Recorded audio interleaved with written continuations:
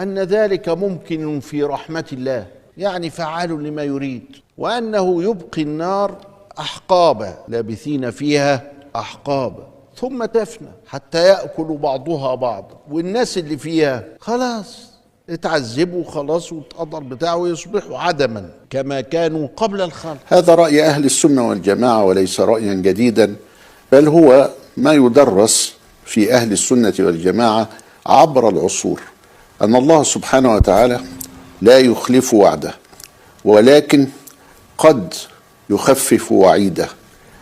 وقضية أن النار قد تفنى أو قد تلغى أو يفعل الله سبحانه وتعالى ما يشاء بتجلي رحمته، هذا مذهب أهل السنة وأوردها ابن القيم، وكان هذا مذهب ابن تيمية رحمهم الله تعالى. فليس الأمر أمرا جديدا ولا حديثا ولا رأي توصلنا إليه من الأدلة مباشرة، بل هو كلام الصحابة والتابعين والأئمة المتبوعين عبر القرون. أولا، فإن الصحيح الذي عليه المسلمون وأهل السنة والجماعة هو أن الجنة والنار لا تفنيان ولا تبيدان، أبديتان سرمديتان.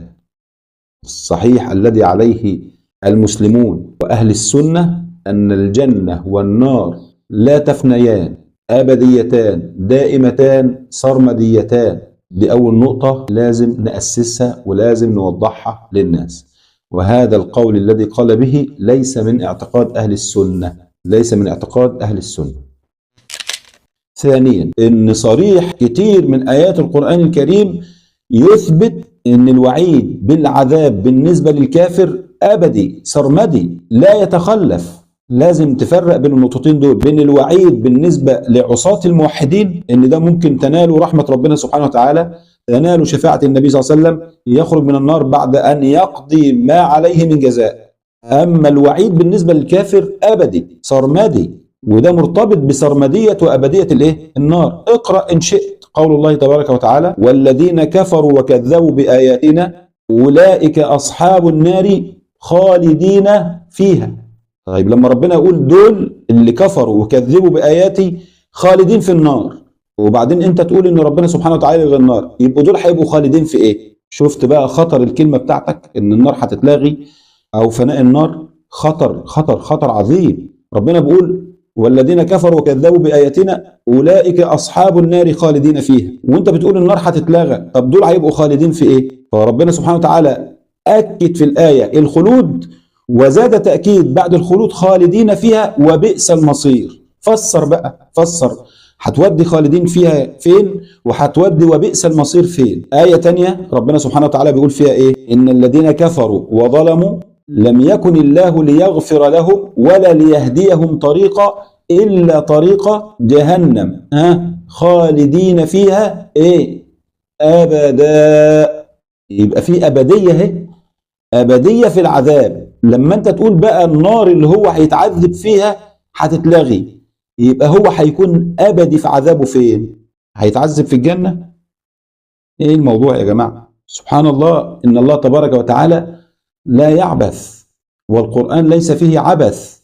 أفحسبتم أنما خلقناكم عبثا وأنكم إلينا لا ترجعون. لازم كلامك بيقول إن في عبث في القرآن. لما ربنا بيقول خالدين فيها أبدا، وتيجي انت تقول النار هتتلغي، طب هم هيبقوا خالدين فين؟ هيعذبوا فين؟ لما ربنا عز وجل يقول لا يفتر عنهم العذاب، يعني لا يفتر عنهم وهم فيه مبلسون. يعني ايه؟ يعني عذاب مستمر، ومبلسون يعني آيسون من أن تنالهم رحمة الله عز وجل. لا يفتر عنهم يعني لا ينقطع عنهم، لا يخفف عنهم، وهم فيه مبلسون آيسون من رحمة الله تبارك وتعالى. هتودي تفسير الآية ده فين؟ هتفسره ازاي؟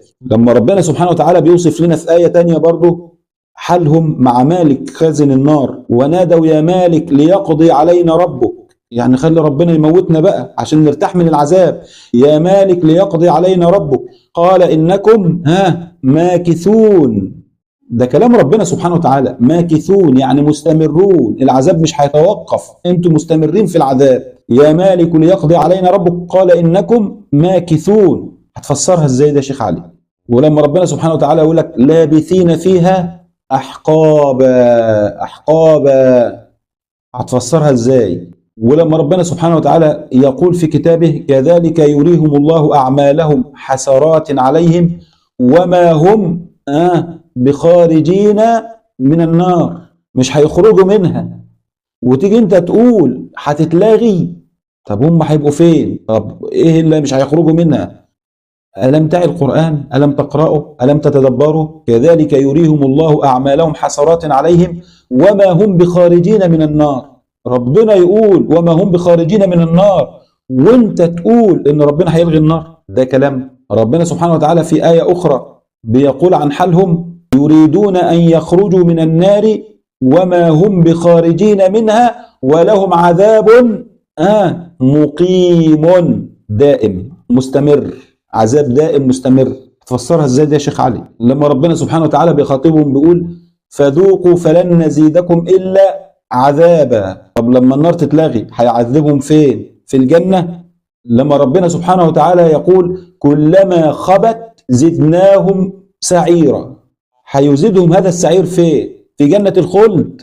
يا جماعة لا تسمعوا لهذه الهرطقات وتلك الترهات وهاكم الخزعبلات. هذا الكلام سفه، ولكننا فقط نسجل هذا الرد ليس له ولكن لمن فتن بكلامه، حتى يسمعه من فتن بكلامه.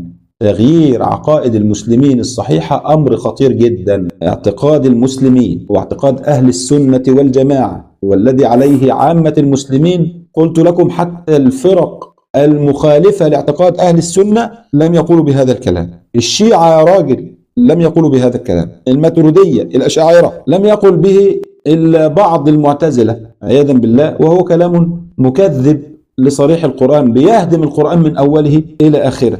اعتقاد أهل السنة يا جماعة أن الجنة والنار لا تفنيان ولا تبيدان، أبديتان سرمديتان أمديتان. هذا بنص القرآن الكريم وبنص سنة النبي صلى الله عليه وسلم، وهذا ما عليه المسلمون وعلمائهم وأئمتهم، وكذلك جميع أئمة المسلمين براء من القول بفناء النار. أسأل الله تبارك وتعالى أن يهدنا وأن يهدي بنا وأن يجعلنا سببا لمن اهتدى. اللهم اهدنا واهد بنا واجعلنا سببا لمن اهتدى. اللهم اقبضنا إليك غير مفتونين يا رب العالمين، وأحسن خاتمتنا جميعا وارحم موتانا وموتى المسلمين. جزاكم الله خيرا، والسلام عليكم ورحمة الله وبركاته.